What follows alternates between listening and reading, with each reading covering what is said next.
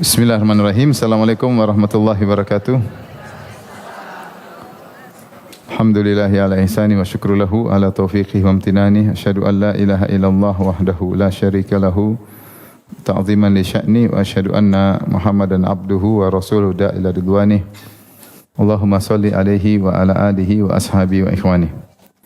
Ibu-ibu dan hadirin hadirat yang dirahmati oleh Subhanahu wa taala, kita lanjutkan bab berikutnya tentang ruqyah. Ruqyah atau jampi-jampi atau mantra-mantra ya. Kemudian penulis menyebutkan riwayat hadis dari Auf bin Malik Al-Asja'i radhiyallahu anhu meriwayatkan, kami biasa melakukan ruqyah di masa jahiliyah. Ini menunjukkan ruqyah sudah ada sejak zaman apa? Jahiliyah. Sehingga kami bertanya, wahai Rasulullah, bagaimana pandangan engkau tentang hal itu, tentang ruqyah yang pernah kami lakukan di zaman jahiliyah. Maka Rasulullah SAW bersabda, i'ridhu alayya ruqakum la ba'sa birruqa ma lam yakun fihi syirkun. Paparkanlah kepadaku ruqyah kalian. Ruqyah itu tidak mengapa selama tidak mengandung kesyirikan. Jadi selama tidak mengandung kesyirikan, ruqyah itu enggak jadi masalah. Hadis riwayat Muslim. Sudah ada bukunya kan? Ada di Bekal Islam. Ya, ada di link di grup Ustaz. Ya. Kemudian Jabir bin Abdullah meriwayatkan Rasulullah SAW melarang ruqyah. Lalu keluarga Amr bin Hazm datang menemui beliau seraya berkata, wahai Rasulullah, kami memiliki ruqyah yang dibacakan pada sengatan kalajengking. Sedang engkau telah melarang ruqyah. Mereka kemudian memaparkannya kepada beliau, lalu beliau berkata, sallallahu alaihi wasallam, ma ara ba'san, menurutku tidak mengapa. Man istata minkum an yanfa'u akhahu falyaf'al. Siapa di antara kalian mampu untuk beri manfaat kepada saudaranya, maka lakukanlah. Ya, ini masalah ruqyah. Baik, sebelum kita lanjutkan, kita bahas terlebih dahulu ya. Ruqyah, perhatikan ibu yang dirahmati Allah Subhanahu wa taala. Ada dua model, ada ruqyah yang syar'iyah, ada ruqyah yang syirkiyah. Dari mana kita tahu? Karena tadi sahabat menceritakan kami dulu ruqyah sejak zaman jahiliyah. Setelah datang Islam, mereka bertanya kepada Nabi, ini loh cara model ruqyah kami. Maka Rasulullah mengomentari, beliau berkata, la ba'sa birruqa ma lam yakun fi syirkun. Tidak mengapa ruqyah jika tidak mengandung kesyirikan. Berarti ruqyah ada yang mengandung kesyirikan, ada yang tidak mengandung apa? Kesyirikan. Maka dari sini kita bisa bagi ruqyah menjadi dua model. Pertama ruqyah yang syar'i, yang kedua ruqyah yang syirik, ruqyah syirkiyah. Adapun ruqyah yang syar'i, maka meminta kepada Allah, dia termasuk tauhid al-uluhiyah, yaitu berdoa meminta penyembuhan kepada siapa? Kepada Allah. Jadi ruqyah itu kita berdoa kepada Allah, minta kesembuhan dari Allah kepada si pasien yang sedang sakit. Maka ini menjadi syar'i jika memenuhi tiga persyaratan. Dan ini sepakat ulama, disebutkan oleh Ibn Abdul Bar, disebutkan juga oleh Ibn Hajar rahimahullah. Hanya syar'i jika memenuhi tiga persyaratan. Yang pertama, dengan Al-Quran, zikir atau doa-doa yang masyru'. Di antaranya seperti sebut nama-nama Allah. Al-Quran dengan zikir atau doa-doa yang disyariatkan atau nama-nama Allah. Yang kedua, dengan bahasa Arab atau bahasa yang dipahami. Karena disyaratkan harus bahasa yang dipahami, khawatir kalau tidak dipahami ternyata lagi ngobrol sama jin atau minta kepada jin. Jadi tidak harus pakai bahasa Arab, boleh bahasa Indonesia. Misalnya mengatakan, ya Allah sembuhkanlah orang ini, boleh. Ada orang ruqyah pakai bahasa Indonesia. Dia baca Quran kemudian dia doanya pakai bahasa Indonesia. Boleh atau tidak? Boleh. Yang penting bisa dipahami. Baik yang meruqyah ataupun yang diruqyah sama-sama paham. Khawatir yang meruqyah baca sesuatu, was-was-was, kemudian yang diruqyah tidak ngerti, ternyata dia sedang baca mantra-mantra minta kepada jin-jin atau kepada ruh-ruh. Oleh karenanya dengan bahasa Arab atau bahasa yang dipahami baik orang yang meruqyah maupun yang diruqyah. Karena bisa jadi dia pakai bahasa daerah. Bahasa daerah ternyata dalam bahasa daerah tersebut tidak dipahami oleh yang diruqyah, ternyata dia minta-minta kepada ruh-ruh atau jin-jin. Persyaratan yang ketiga, meyakini bahwa ruqyah hanyalah sebab. Yang menyembuhkan adalah siapa? Allah. Jadi penyembuh sesungguhnya hanyalah Allah, ruqyah hanyalah sebab, seperti seorang sedang berobat. Obat adalah sebab kesembuhan, tapi yang menyembuhkan adalah Allah Subhanahu wa taala. Jika memenuhi tiga perkara ini, maka ruqyah tersebut adalah ruqyah yang syar'iyah, ruqyah syar'i atau ruqyah syar'i. Baik. Ada ruqyah yang syirkiyah, ruqyah yang tidak syar'i, yaitu meminta berdoa kepada selain Allah. Dan ini syirik, kata Rasulullah SAW, inna ruqa wat tama'ima wat tiwalata syirkun. Sungguhnya jampi-jampi, jimat-jimat dan pelet adalah syirik. Tiwalah maksudnya sihir yang menjadikan seseorang menjadi cinta kepada orang yang lain, itu memelet. Maka ini namanya syirik. Di antara yang Nabi bilang syirik adalah ruqa. Ya, kata Nabi SAW, inna ruqa, sungguhnya jampi-jampi. Berarti ada ruqyah yang syirik. Tadi Rasulullah juga mengatakan selama tidak syirik, berarti ada ruqyah yang syirik. Apa ciri-ciri ruqyah yang syirik? Misalnya meminta berdoa kepada selain Allah. Ternyata dalam ruqyah tersebut ada sebut nama-nama jin misalnya, atau sebut nama-nama wali. Misalnya ya wali fulan sembuhkan, ya wali fulan sembuhkan, atau nyebut nama-nama malaikat. Minta kepada malaikat syirik atau tidak? Syirik, enggak boleh. Jadi ada disebut nama-nama tertentu yang situ ada permohonan minta kepada nama-nama tersebut, baik nama jin, nama orang soleh maupun nama malaikat. Maka ini tidak boleh karena berdoa kepada selain Allah. Di antara juga ada minta tolong kepada jin. Misalnya jin tolonglah ini, jin tolonglah ini. Ya, ini namanya isti'anah bil jin. Dan ini juga syirik. Tidak boleh minta tolong kepada jin.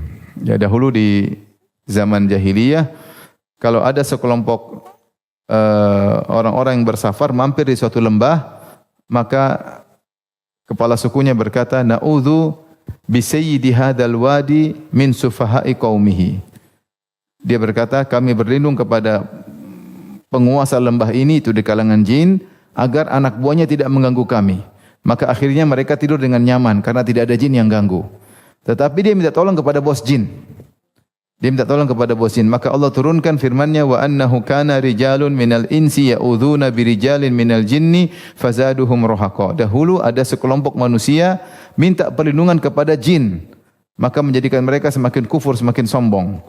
Maka meskipun berhasil, maksudnya mereka tidak diganggu oleh jin-jin yang kroco, tapi perbuatan mereka minta tolong kepada pembesar jin, syirik atau bukan? Syirik. Maka tidak boleh ketika ruqyah minta tolong sama jin. Misalnya jin tomang, jin ini hadirlah, bantulah saya jin. Ini tidak boleh. Tidak boleh minta tolong kepada jin. Ya. Kemudian mengandung lafal-lafal syirik. Mengandung lafal syirik seperti pujian-pujian atau hal-hal yang lain yang menunjukkan kesyirikan. Maka ini namanya syirik. Terkadang ibu yang dirahmati Allah Subhanahu wa taala, ruqyah tidak sampai syirik tapi cuma haram. Ini bagian ketiga, kalau kita mau tambah, dia boleh kita tambahkan bagian ketiga. Ya, kalau boleh kita tambahkan, yaitu dia hanya haram tapi tidak sampai apa? Syirik. Bagaimana demikian? Tidak syirik jika tidak mengandung kesyirikan tapi mengandung keharaman. Seperti apa? Menggunakan najis. Misalnya ruqyah pakai apa? Najis. Ini tidak boleh. Pakai darah misalnya. Misalnya pakai darah misalnya. Pakai darah misalnya. Ya. Atau misalnya laki menyentuh wanita, melihat aurat wanita, aurat lawan jenis misalnya, tidak boleh. Ya. Akhirnya ada namanya ruqyah cabul. Nah, ini ruqyah cabul. Ruqyah tapi cabul, megang-megang apa-apa, ini tidak boleh. Bahaya, maka ini semua adalah haram. Ini adalah haram. Dan ada bentuk-bentuk ruqyah yang haram yang lainnya. Memang tidak sampai derajat syirik, tapi dia hukumnya apa? Haram. Ya, hukumnya haram. Maka harus diperhatikan. Maka ruqyah harus yang syar'i. Ya, harus yang syar'i. Paham ibu-ibu? Paham? Ada yang bertanya? Silakan ya.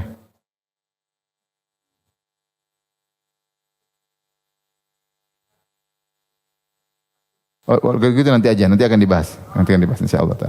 Tapi sampai sini paham dulu terkait ini.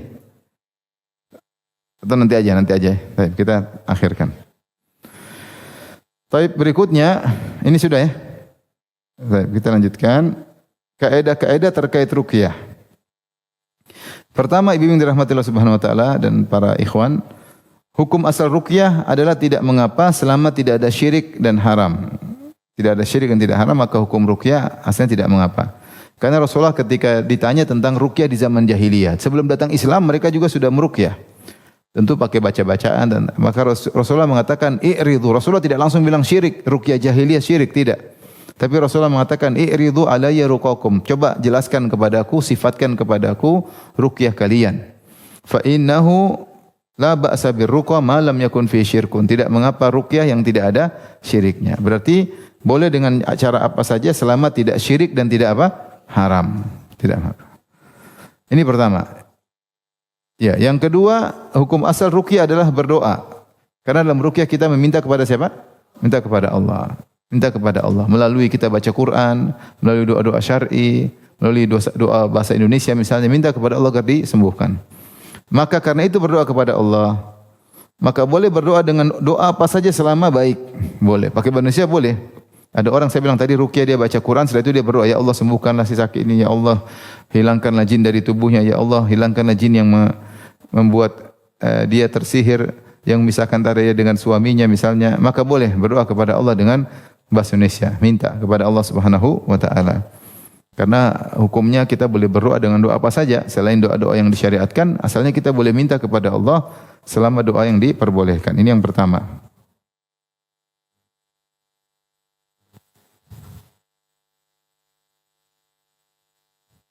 Yang kedua, boleh dengan bahasa apa saja, karena doa boleh pakai bahasa apa saja, ya boleh. Tidak harus pakai bahasa Indonesia, ya. Yang ketiga, ini termasuk tauhid uluhiyah karena meminta kepada Allah. Maka ketika kita sedang ruqyah, kita berdoa, kita sedang menjalankan tauhid, sedang menjalankan ibadah. Ya. Oleh karenanya, jika ditujukan kepada selain Allah maka menjadi syirik. Minta kepada jin, misalnya kepada jin, malaikat, ini semua syirik. Wali misalnya, ini semua adalah syirik. Ya, tidak boleh. Pada nabi misalnya tidak boleh. Ya, nabi. Ini semua tidak boleh. Harus minta kepada Allah, minta kesembuhan kepada Allah. Kemudian yang kelima, ruqyah adalah ibadah dari peroki, yang meruqyah, yang peruqyah. Dari peruqyah. Yang meruqyah. Jika tidak sembuh, maka dia tetap berpahala. Jika tidak sembuh, dia tetap dapat pahala. Tetap dapat pahala. Karena dia sedang berdoa, tetap dapat pahala. Dan orang di ruqyah, ya, dia juga berharap kepada Allah Subhanahu wa taala. Sembuh enggak sembuh itu urusan belakangan. Yang penting seorang sedang beribadah kepada Allah Subhanahu wa taala. Kemudian nomor 6, hukum asal seorang ruqyah kapan saja. Kapan dia sakit dia boleh ruqyah, mau siang, mau sore, mau malam, kapan saja. Karena doa boleh kapan saja. Namun sebagian ulama menganjurkan doa di waktu mustajab. Seperti sepertiga malam yang terakhir di ruqyah sambil berdoa. Karena ruqyah isinya apa? Doa. Maka di waktu-waktu mustajab dia ruqyah dirinya atau orang lain meruqyahnya. Tapi hukum asalnya ruqyah kapan saja. Namun sebagian ulama mengatakan dianjurkan karena dia bagian dari doa. Kemudian di antaranya karena ruqyah adalah doa, oleh karenanya maka doa dengan paduan suara dianggap bid'ah, tidak boleh. Misalnya satu orang sakit kemudian baca Qur'annya rame-rame, enggak boleh. Yang boleh gantian, satu baca nanti capek gantian lagi. Tapi kalau rame-rame baca Al-Fatihah rame-rame maka tidak perlu, ya, tidak perlu. Ya. Dan doa rame-rame juga tidak perlu. Ya, maka berdoa dengan paduan suara tidak boleh. Ya, tidak boleh berdoa dengan paduan suara. Masing-masing berdoa satu-satu kepada Allah Subhanahu Wa Taala. Demikian kalau baca Qurannya pun satu-satu. Paham? Enggak satu-satu bacanya. Enggak. Jadi kalau doanya sendiri-sendiri. Baik, kita lanjutkan. Kaidah berikutnya yang ketiga, Ibu yang dirahmati Allah Subhanahu wa taala. Ruqyah dari sisi yang lain termasuk pengobatan. Ruqyah adalah termasuk dari bagian apa? Pengobatan.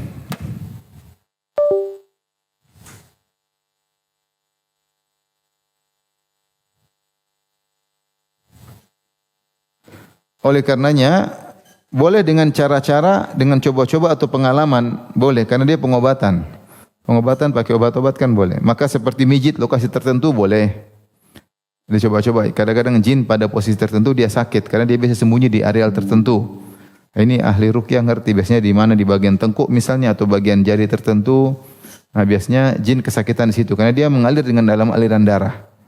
Maka dia sembunyi di bagian mungkin sendi-sendi tertentu atau urat-urat tertentu, maka bisa dicoba. Kalau dia di situ dia akan kesakitan, maka itu boleh, tidak jadi masalah. Boleh juga menggunakan minyak-minyak tertentu seperti minyak zaitun, habatus sauda, selama tidak memberi mudarat secara medis, ya. Selama tidak memberi mudarat secara medis maka boleh karena dia adalah bagian dari pengobatan, enggak ada masalah. Ada yang ruqyah ke minyak baru ditaburkan ke tubuh orang yang sakit, makin tidak jadi masalah. Boleh juga menggunakan bekam, ada hal tertentu. Ini boleh coba-coba karena ini termasuk pengobatan. Ini sunnah Nabi, coba-coba aja orang sakit di ruqyah, di bekam, boleh-boleh saja. Sebagian ahli bekam mengatakan jika kena titik tertentu maka bermanfaat bagi orang yang di ruqyah. Mungkin pas bagian ada jinnya situ, wallahu alam bisawab, karena perkara gaib kita enggak tahu. Kita enggak tahu. Paham? Kemudian karena dia termasuk dari pengobatan, maka ulama mengatakan boleh mengambil upah dari ruqyah. Meski yang lebih baik adalah gratisan. Karena Rasulullah mengatakan man istata'a minkum an yanfa'u akhahu falyaf'al. Siapa di antara kalian yang mampu memberi manfaat kepada saudaranya itu meruqyah gratisan, maka itu lebih baik. Tetapi kalau ruqyah dengan bayar boleh, sebagaimana dalam hadis Abi Sa'id Al-Khudri ketika mereka ada orang yang tidak mau menjamu mereka, akhirnya ada tuannya sakit, kepala sukunya sakit, maka diruqyah oleh Abi Sa'id Al-Khudri, kemudian mempersyaratkan dikasih upah. Minta upah, akhirnya dikasih upah. Setelah mereka ambil upah tersebut, mereka tidak enak, mereka cerita sama Nabi, bosnya kami tadi ada ceritanya begini-begini, ada orang kami minta dijamu ternyata enggak mau menjamu, akhirnya ada yang sakit, minta kami untuk ruqyah, hal fikum raqin, apakah di antara ada yang bisa meruqyah? Abu Sa'id Al-Khudri mengatakan ada. Akhirnya kami kasih syarat harus minta ini kalau mau diruqyah. Akhirnya sembuh. Bolehkah kita mengambil upah tersebut? Kata Nabi, khudhu minhum wadribu li bisahmin ma'akum. Ambil dari mereka dan bagi-bagi juga untuk saya. Ini dalil bahwasanya meruqyah dengan minta upah diperbolehkan karena dia bagian dari pengobatan. Dia bagian dari pengobatan. Dia benar dia ada doa, dia ada baca Quran, tapi dia ada sisi pengobatannya. Makanya An-Nawawi rahimahullah berkata, "Hadza tasrihun bi jawazi akhdhil ujrah." Ini dalil yang jelas bolehnya mengambil apa? Upah dari ruqyah. Ala ruqyah bil Fatihah wa zikir, dengan baca Al-Fatihah atau yang zikir lainnya. Wa annaha halalun la karahata fiha, dan hukumnya halal tidak makruh. Hukumnya halal tidak makruh. Meskipun yang terbaik adalah tadi gratisan. Tapi kita tahu tidak semua orang punya waktu ya. Terkadang karena ruqyah itu butuh waktu yang panjang. Kadang berulang-ulang. Ada yang cepat, ada yang lama, tergantung yang meruqyah dan tergantung yang di ruqyah. Ibnu Taimiyah rahimahullah berkata, la ba'sa bi jawazi akhdhil ujrah ala ruqyah wa nasu alaihi Ahmad. Tidak mengapa mengambil upah dari ruqyah, dan ini pernyataan atau statement dari Imam Ahmad. Imam Ahmad rahimahullahu taala. Berarti boleh mengambil ruqyah. Dari situ kalau ada tukang ruqyah keliling misalnya, dia ruqyah, maka boleh dikasih apa? Upah, atau dia minta upah misalnya tertentu. Ini pengobatan, maka boleh-boleh saja meskipun yang terbaik adalah tanpa upah atau dari kelapangan hati orang yang di ruqyah. Tapi kalau misalnya dia pasang tarif, boleh atau tidak? Boleh, boleh. Tapi tarif yang masuk akal, bukan yang tidak masuk akal. Seperti ada orang ruqyah minta sekali majelis sampai 5 juta, 10 juta ya. Mungkin sudah sepakat sama jinnya biar kabur. Terlalu mahal. Belum tentu sembuh juga ya. Ya maksudnya yang masuk akal, yang logis, bukan yang kemudian apalagi kemudian sebagian peruqyah mengorbitkan dirinya seakan-akan dia orang hebat. Ini khawatir penyakit di balik itu sehingga akhirnya dia pasang tarif yang tinggi. Dan itu namanya modus memanfaatkan ketergantungan masyarakat kepada dia dengan mengangkat-angkat dirinya, kemudian dia pasang tarif yang mahal. Ini mungkin tercela kalau sudah seperti ini. Jadi sesuatu yang masuk akal, yang logis, yang biasa kita tujuannya menolong, maka tidak mengapa. Demikian juga dari situ boleh untuk membuka klinik ruqyah, meskipun tentunya ini diperselisihkan oleh para ulama. Ada yang mengatakan tidak boleh, ada yang mengatakan boleh. Tetapi kelaziman konsekuensi dari bolehnya mengambil upah dari ruqyah, apakah dia meruqyah di rumahnya atau dia buka klinik atau dia pergi ke rumah orang, maka hukumnya berarti boleh. Dan ini bisa jadi membantu penanganan orang-orang terkena sihir. Tetapi ingat, orang-orang yang meruqyah harus bertakwa kepada Allah, tidak boleh membesar-besarkan permasalahan. Dan banyak orang mendapat mudarat gara-gara tukang ruqyah yang berlebih-lebihan, ya. Ini begini, ngomong tanpa ilmu, ini berbahaya, ya. Maka tidak semua orang juga boleh meruqyah. Dan asalnya kita meruqyah diri sendiri boleh, bagus. Lebih baik kita ruqyah diri sendiri. Kemudian juga boleh meruqyah hewan, benda mati, orang kafir, ini boleh semua. Bukan cuma orang Islam, karena ini pengobatan.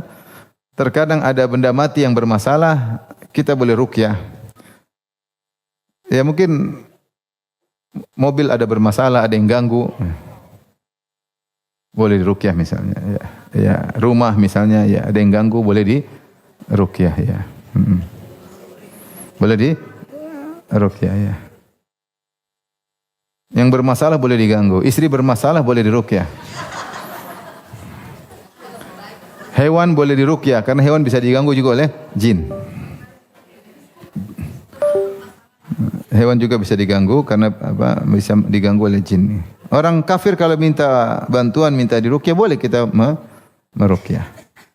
Boleh kita meruqyah.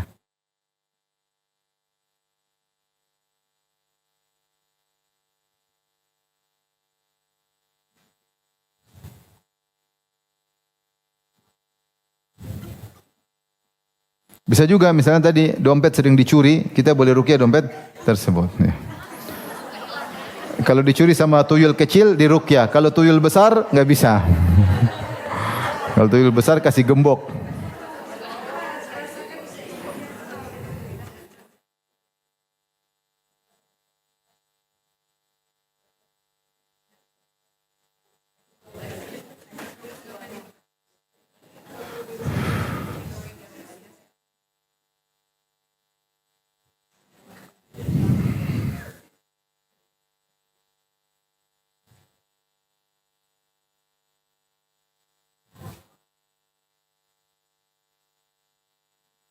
Taib,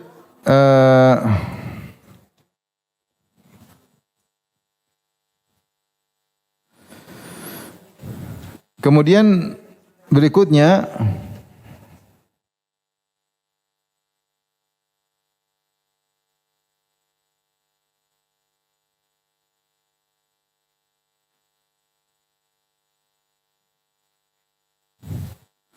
Al-Quran, kaidah berikutnya, Al-Quran seluruhnya adalah obat. Adalah obat, ya. Kata Allah, "Wa nunazzilu minal Qur'ani ma huwa shifaa wa rahmatul lil mu'minin." Kami turunkan Al-Quran yang Al-Quran merupakan obat. Qad ja'atkum mau'izatun min rabbikum wa shifaa'un lima fis sudur. Wahai manusia sekalian, telah datang peringatan dari Rabb kalian, wa shifaa, dan obat. Jadi Al-Quran adalah apa? Obat. Dan seluruh ayat Al-Quran adalah obat. Tentu ada ayat-ayat yang dianjurkan, surat-surat dianjurkan, surat seperti apa? Al-Fatihah. Karena Al-Fatihah di antara namanya adalah kesembuhan. Kemudian di antaranya surat Al-Baqarah misalnya karena mengusir setan. Di antaranya Al-Mu'awwidzatain, Qul a'udzu birabbil falaq, Qul a'udzu birabbin binnas. Rasulullah juga baca Qul huwallahu ahad. Ini adalah ayat-ayat atau surat-surat yang datang keutamaan secara khusus untuk dibaca ketika ruqyah. Tetapi surat apapun boleh dibaca, ayat apapun boleh dibaca. Karena hukum asal Al-Quran semuanya obat. Adapun dibaca berapa kali juga terserah. Ada yang ulang 7 kali, ada yang ulang 10 kali, terserah. Karena ini seperti pengobatan, boleh dicoba-coba, boleh dicoba-coba. Maka boleh memilah-milih ayat tertentu, boleh. Diulang-ulang, boleh. Ada jin takut dengan ayat ini, ada jin takut dengan ayat ini. Kita boleh, ini hukum asalnya semua ayat boleh. Kemudian juga boleh menulis ayat untuk dilarutkan di air untuk diminum kepada yang sakit. Ya. Jadi misalnya tulis pakai minyak zaitun, kemudian dituangkan air, kemudian diminumkan. Ini diperbolehkan. Bahkan sebenarnya membolehkan dituliskan di bagian tubuh seorang, misalnya di dadanya, di dahinya, ya enggak ada masalah. Kemudian diusapkan, boleh. Ini pendapat sebagian ulama Tetapi bukan tulisan yang tidak larut. Tulisan yang tidak larut maksudnya dia ada ukuran ayat kursi misalnya di suatu tempat, kemudian dituangkan air, airnya yang dituangkan. Ini enggak. Jadi yang dituangkan tulisannya, paham?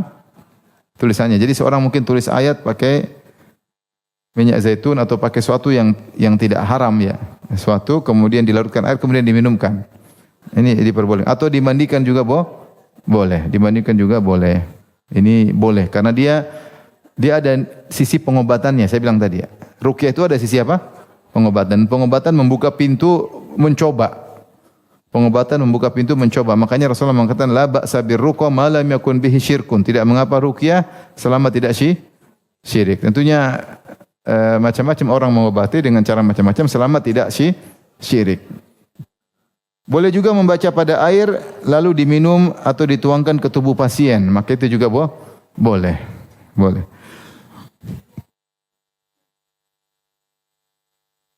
Seorang baca Al-Quran tiupkan, kemudian dia minumkan kepada pasien atau dia tuangkan ke tubuhnya, boleh. Ini boleh-boleh saja. Boleh-boleh saja. Di antaranya boleh juga mendengar ruqyah dari rekaman misalnya. Boleh. Dengan murotal dia putar tape di rumah, dia dengar serius atau ini boleh dan bermanfaat. Boleh juga ruqyah dari jauh. Misalnya pakai telepon misalnya atau pakai video call. Boleh ruqyah dari jauh. Kenapa ibu dan ikhwan yang rahmatullah taala? Karena ruqyah ini meskipun dia baca Quran tapi dia ada termasuk apa? Pengobatan. Hukum asalnya boleh selama tidak syirik.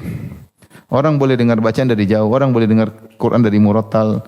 Maka jika dia berobat, dia niatkan untuk diruqyah, maka tidak mengapa. Tidak mengapa. Paham? Paham.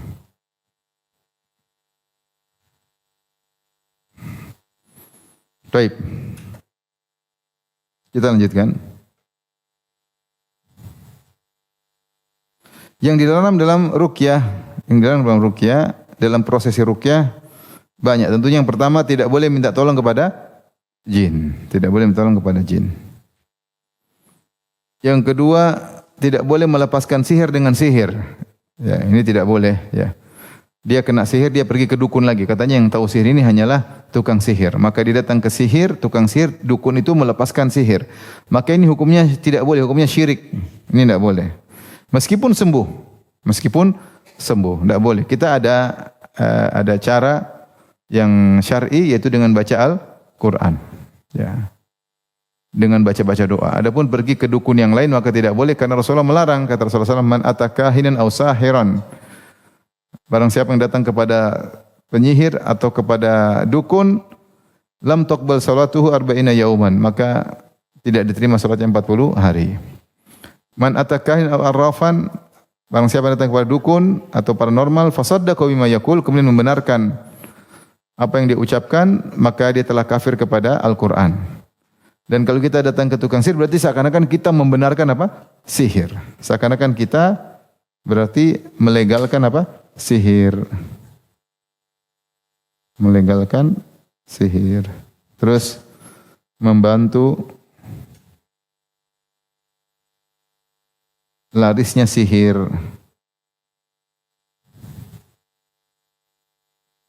Membuat sihir. Menjadi tukang sihir semakin nenek sihir dan kakek sihir jadi kepala besar. Karena ternyata ini jilbab pergi ke dukun. Apalagi yang minta dibantu adalah orang wanita jilbaban. Ini jilbab kok malah minta dukun. Dukun tidak boleh, yang boleh cuma dukun bayi untuk proses kelahiran. Semua dukun tidak boleh. Taib, maka ini dilarang. Jangan menghilangkan sihir dengan sihir. Ini tidak boleh. Ya, halus sihir bisihir, ya. Taib, yang ketiga tidak boleh menyoting, memfoto majelis ruqyah karena ini terkait dengan privasi pasien. Privasi pasien. Meskipun pasien membolehkan, kita jangan kasihan dia mungkin teriak-teriak, dia tidak normal. Ya, akhirnya kondisi yang tidak menyenangkan. Enggak, ini pasien apa namanya? Iya, jangan. Yang kedua, terkadang modus pengorbitan pencitraan apa? Peruqyahnya. Dia pencitraan supaya bahwasanya supaya kelihatan dia hebat. Dia enggak sembuh, enggak dia videoin. Yang sembuh aja yang dia videoin. Kemudian dia pencitraan sudah kelihatan hebat, kemudian dia naikkan tarif. Ini janganlah. Seorang peruqyah harus bertakwa kepada Allah. Hukum asal dia membantu sama kaum muslimin. Kalau dia minta tarif pun maka yang masuk akal, bukan yang tidak masuk akal. Karena sebagian pelaku atau peruqyah minta tarif yang tidak masuk akal. Ya. Seakan-akan pasti sembuh, padahal tidak. Ya. Padahal tidak. Ya. Menyembuhkanlah Allah Subhanahu wa Ta'ala. Maka jangan sampai membongkar privasi orang yang sedang diruqyah. Apalagi cerita-cerita tanpa minta izin. Minta izin pun jangan. Kalau bisa jangan. Apalagi tidak minta izin. Saya kemarin ruqyah si fulan atau ibu fulana. Kemudian dia begini, kemudian dia ngomong begini. Ini membuka aib orang. Tidak boleh. Ini privasi harus dijaga. Tidak boleh. Meskipun pasien minta jangan. Tidak ada faedahnya. Buat apa dia? Jadi kalau dia mau cerita global, ada pasien yang begini tanpa harus menyebut apa? Nama. Adapun kalau dia shooting, kelihatan wajahnya, kelihatan kondisi yang tidak menyenangkan, maka jangan. Kemudian ruqyah dengan bacaan paduan suara juga tidak dianjurkan. Tetapi dibaca dengan secara bergantian. Secara dengan bergantian. Ya. Satu ganti boleh. Capek, setannya enggak keluar-keluar. Ganti lanjut, jinnya enggak keluar-keluar, ganti lanjut ya. Terus sampai jinnya keluar. Tentu harus diperhatikan juga karena orang diruqyah dalam kondisi yang berat, maka kondisi fisiknya harus diperhatikan juga. Jangan dipaksa akhirnya dia bisa pingsan, dia bisa koma. Dia butuh makan, dia butuh energi karena dia ketika dia dibacakan setannya memberontak sehingga dia merasa kesakitan yang luar biasa. Dan ini orang yang diruqyah dia sedang dizalimi oleh para jin, dizalimi oleh penyihir, dizalimi para jin. Maka semoga dia mendapatkan pahala yang besar.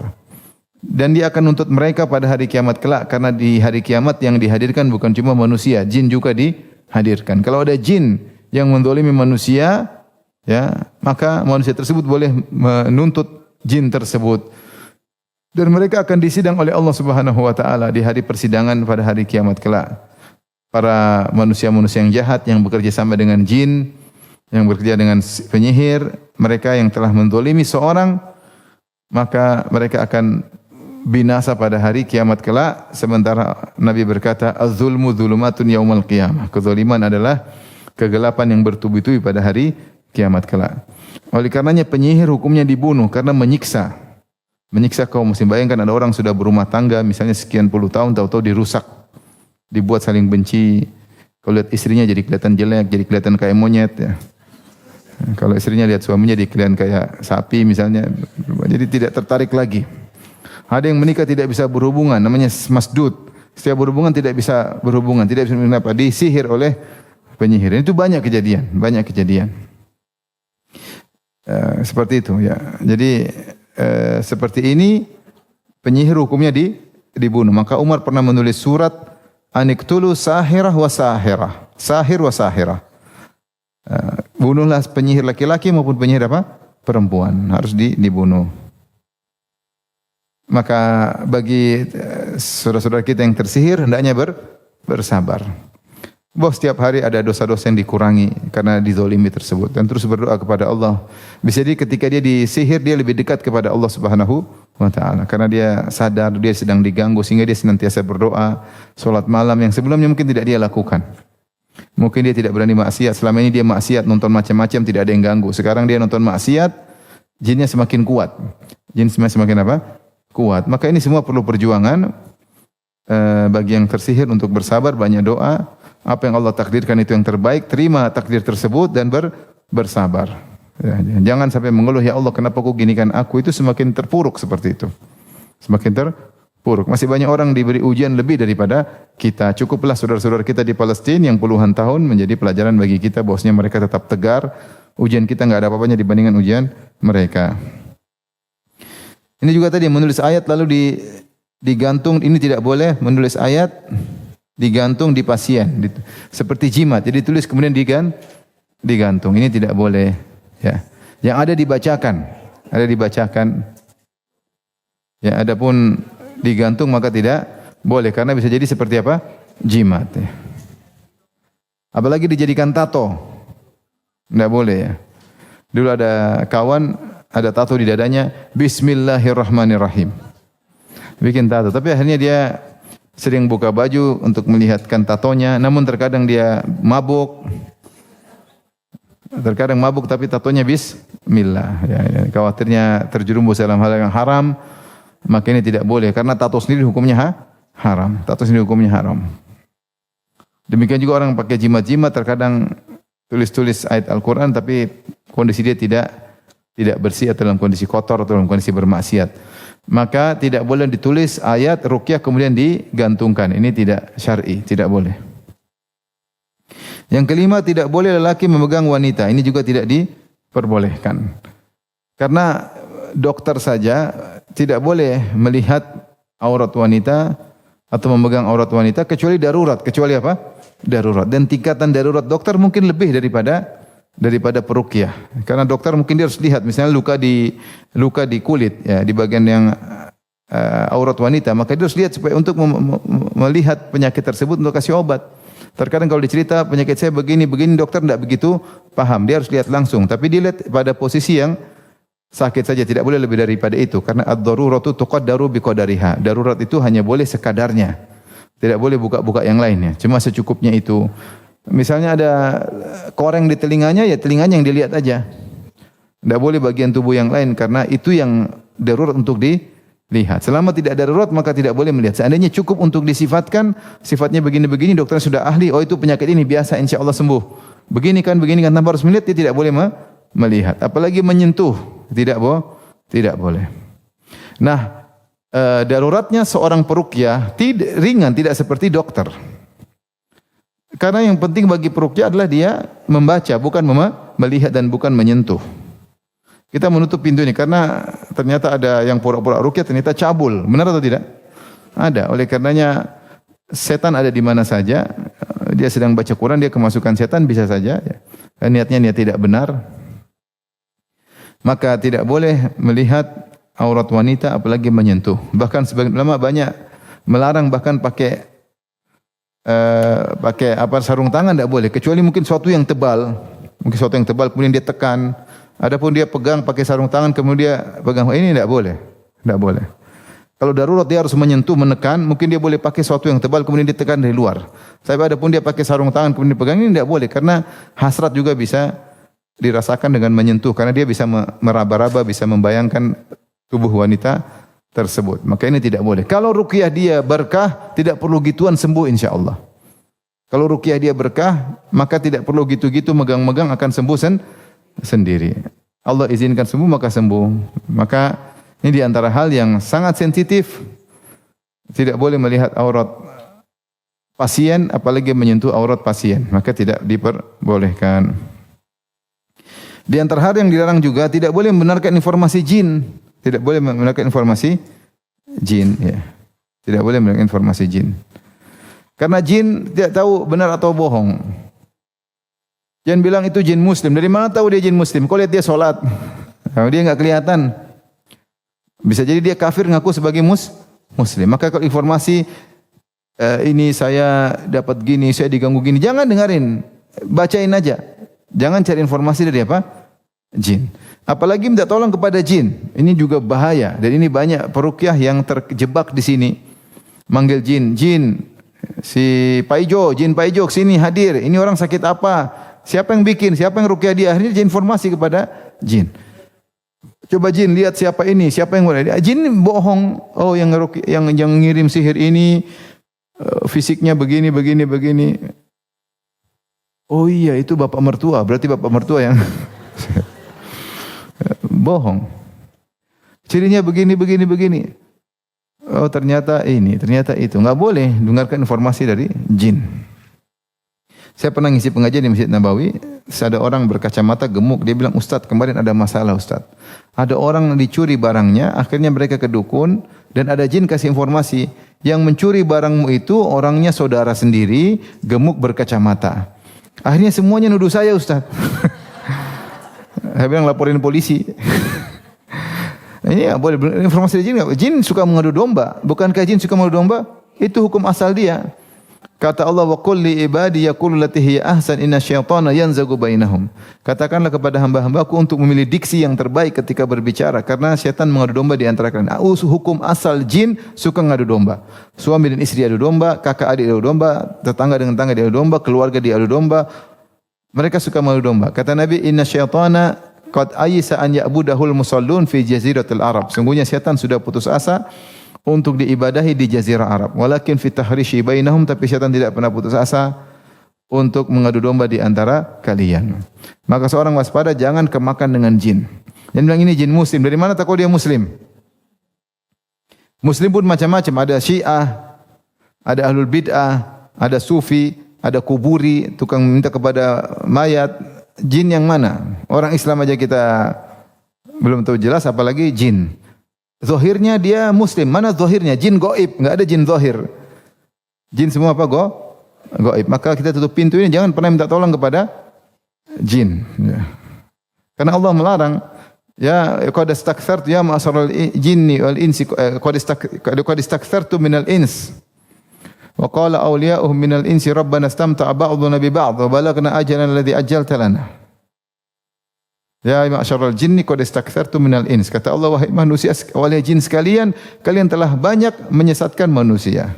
Maka berkatalah wali-wali jin dari kalangan manusia, Rabbana istamta'a ba'duna bi ba'd. Ya Allah, kami saling menyenangkan di antara kami. Manusia memberi sajian kepada jin, jin memberi pertolongan. Kami saling menguntungkan. Maka kerjasama dengan jin hukum asalnya tidak boleh. Beda dengan Nabi Sulaiman. Nabi Sulaiman jin memang ditundukkan. Allah yang menundukkan jin kepada Nabi Sulaiman. Ya. Maka ini pintu yang sangat berbahaya ketika seorang bekerja sama dengan jin. Dia tidak tahu jin itu bisa menipunya, bisa membuat opini pada diri. Ini banyak terjadi, dibuat opini. Apalagi yang disihir, orang kalau sudah tersihir dia lakukan apa saja supaya sihirnya hilang, hingga dia mendengar dari sini, mendengar dari sana, sehingga opini dia terbentuk, sehingga akhirnya dia suudzon kepada orang, sehingga dia menuduh temannya yang menyihir dia. Dan ini berbahaya. Dia akhirnya dia terzalimi jadi menzalimi. Bagaimana mau sembuh sementara dia menzalimi orang lain? Dia nuduh orang lain menyihir dia, padahal orang tersebut tidak tahu sama sekali tentang apa yang terjadi dengan dirinya. Kenapa? Dia termakan opini yang dibuat oleh jin. Dan jin senang ketika dia bermusuhan sama temannya sendiri. Akhirnya dia nuduh temannya, maka dia tadinya terzalimi menjadi zalim. Kita menuduh orang melakukan sihir, berarti kita menuduh dia kafir. Nuduh dia kafir, padahal Rasulullah bersabda, man qala li akhi ya kafir faqad ba'a bi ahaduhuma. Siapa yang bilang kepada saudaranya wahai si kafir, akan kembali kepada salah satunya. Maka tidak boleh seorang mendengar informasi dari jin manapun. Jin ifrit, jin tomang, jin soleh, jin muslim. Tidak usah dengar, karena mereka gaib.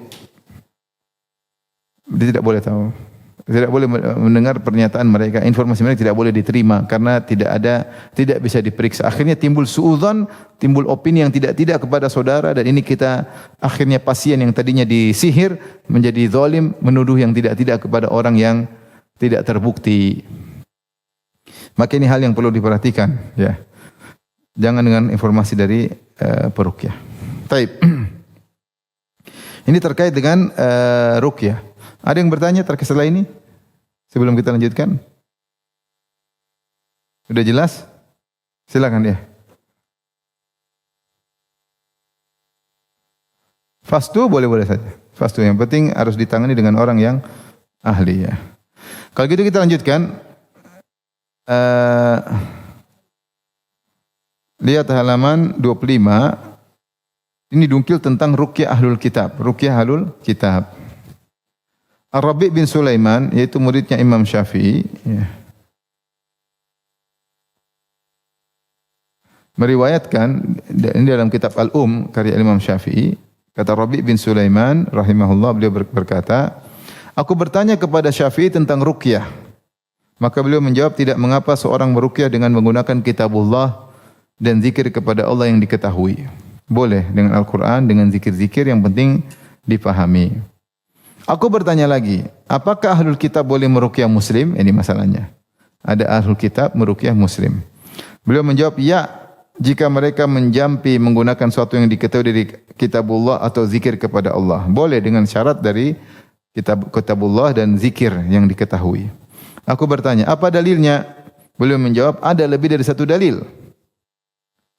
Adapun dari dalil dari riwayat guru kami Imam Malik, itu diriwayatkan kitab Muwatta, dan dari gurumu yakni Imam Syafi'i sendiri, maka Imam Malik mengabarkan kepada kami dari Yahya bin Sa'id dari Amrah binti Abdurrahman bahwasanya Abu Bakar As-Siddiq pernah masuk ke rumah Aisyah saat ia sedang Aisyah sedang sakit.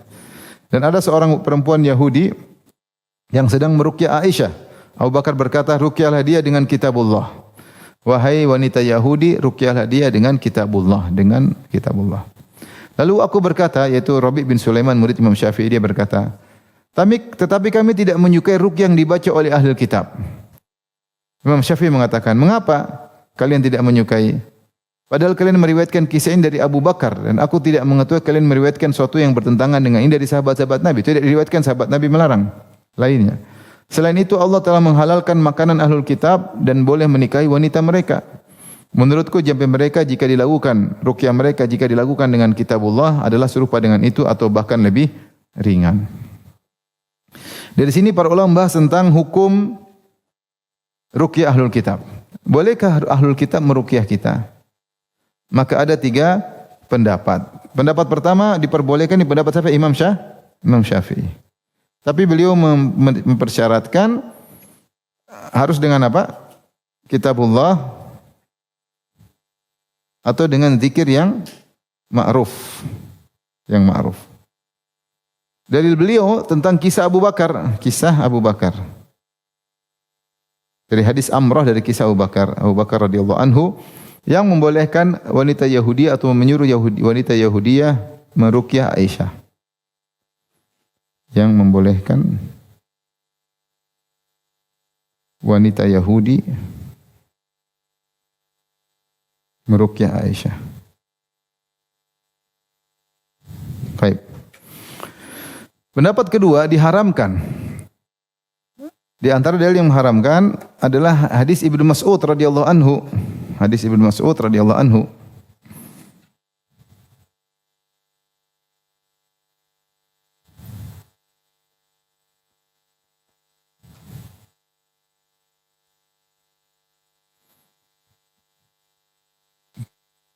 Saya bacakan hadis Ibnu Mas'ud radhiyallahu anhu.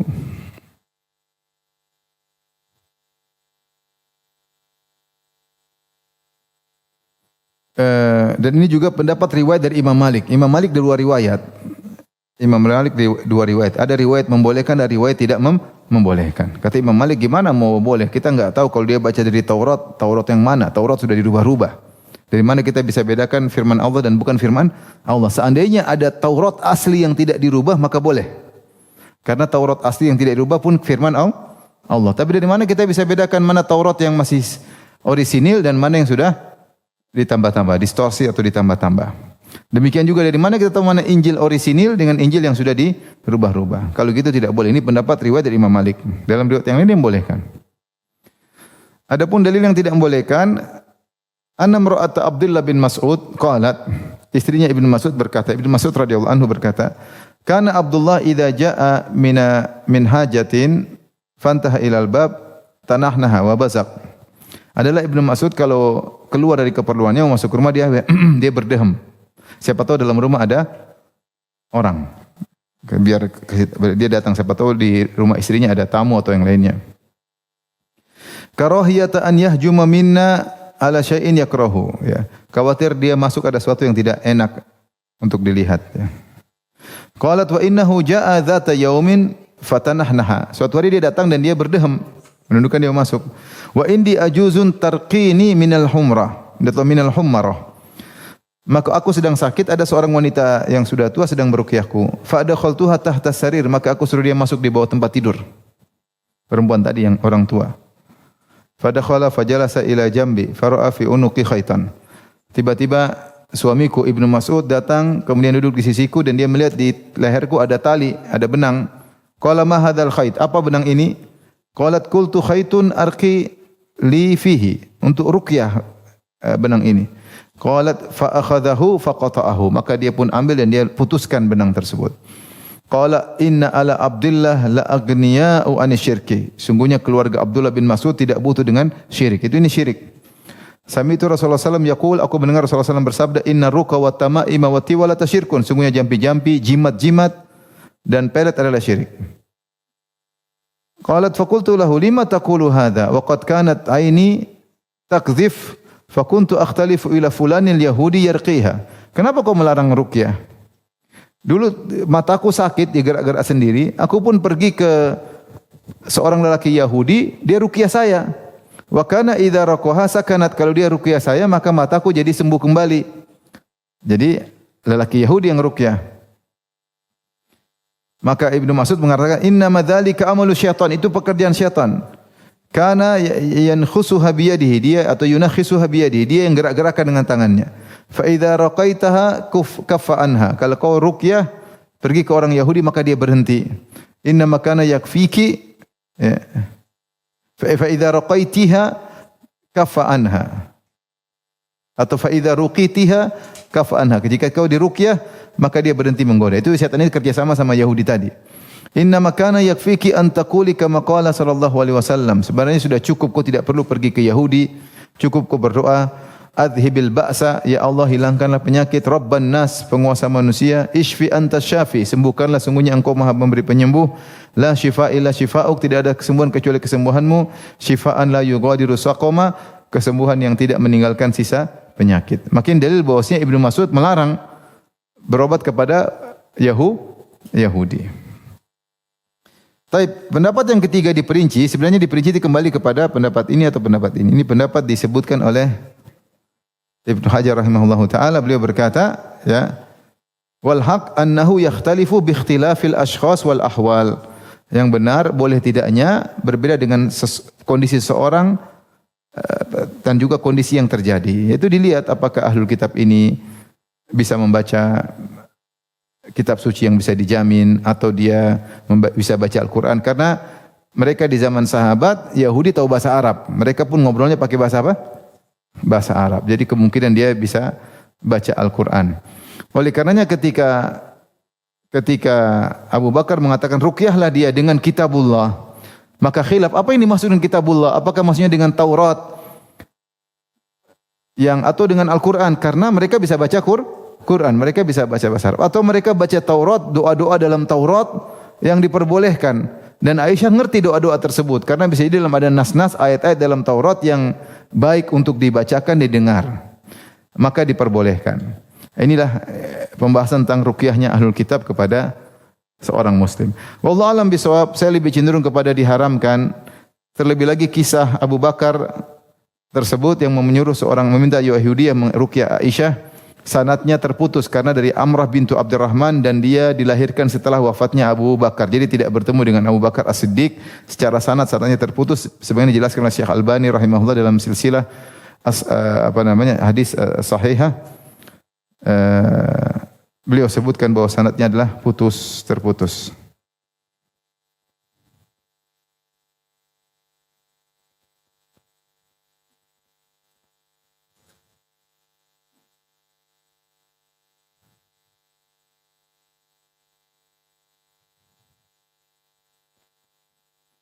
Jilid 6 471.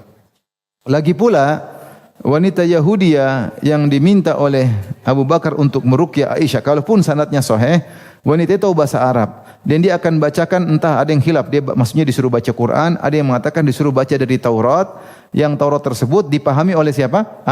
Aisyah. Seandainya dia mengucapkan kata-kata yang tidak benar, tentu Aisyah akan ngerti karena Aisyah ngerti tauhid. Itu pun hadisnya lemah. Maksud saya kalaupun benar, wanita Yahudi tersebut, Aisyah kenal tetangganya, datang sering jenguk Aisyah dan mereka bertetangga. Nah, ketika dia bacakan dari Taurat, Aisyah tentu ngerti ini kontennya syirik atau tidak, dia ngerti. Ini kontennya bertentangan Al-Quran atau tidak. Itu pun kalau kita bilang sanadnya benar. Maka berbeda dengan ahlul kitab zaman sekarang, ketika mereka meruqyah, mereka baca langsung misal dari Injil. Injil kan tidak terjamin, tidak bisa dibedakan mana yang masih Oh di sini mana yang sudah. Kemudian mereka juga minta-minta kepada lafal kesyirikan. Ya misalnya minta kepada Nabi Isa, minta kepada Bunda Maria, minta kepada Ruhul Kudus. Syirik karena Ruhul Kudus malaikat, tidak boleh minta kepada malaikat. Nanti akhirnya wanita berjilbab pergi ke gereja minta diruqyah. Ini semua tidak boleh. Maka yang benar haram hukumnya melihat kondisi sekarang. Kalau mungkin di zaman sahabat mungkin karena ada wanita Yahudi baca Taurat, yang Taurat tersebut masih diketahui isinya benar atau tidak, dengan kontennya Aisyah bisa ngerti ya. Adapun sekarang tidak ada yang tahu, dan mereka apalagi Nasara mereka minta kepada Ruhul Kudus atau Bunda Maria kepada Nabi Isa, itu adalah kesyirikan. Makanya difatwakan oleh Lajnah Daimah maka tidak boleh menutup celah-celah membuat seorang muslim terjerumus dalam kesyirikan. Wallahu alam bisawab. Ini terkait dengan ruqyah. Intinya ibu-ibu dirahmati Allah Subhanahu wa taala, kalau seorang kena penyakit, dia boleh meruqyah dirinya sendiri. Jadi tidak harus sama orang lain. Kalau enggak dia minta suaminya tolong ruqyah. Kalau enggak dia minta anaknya untuk meruqyah. Apakah wanita haid boleh meruqyah dirinya? Hukum asalnya wanita haid tidak baca Quran, ada khilaf di kalangan para ulama. Tapi kalau ada kebutuhan tidak mengapa. Ada kebutuhan tidak mengapa baca Al-Quran meskipun dalam kondisi apa? Haid. Dalam kondisi haid. Apakah orang minta ruqyah akan keluar dari 70.000 orang yang masuk surga tanpa adab, tanpa hisab? Kata Syekh bin Baz rahimahullahu taala, jika memang dia dalam kondisi terdesak dan tidak ada yang tidak bisa menyembuhkan kecuali dengan ruqyah, maka tidak mengapa, dan insyaallah dia masih tidak terhalangi dari 70.000 orang yang masuk surga tanpa adab, tanpa hisab. Yang tidak boleh itu kalau sedikit-sedikit ruqyah, sedikit-sedikit minta apa? Ruqyah.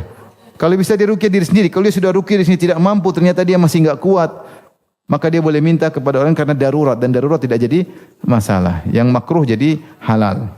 Wallahu alam bisawab. Ini saja yang bisa saya sampaikan tentang ruqyah. Baik, demikian wabillahi taufiq. Assalamualaikum warahmatullahi wabarakatuh.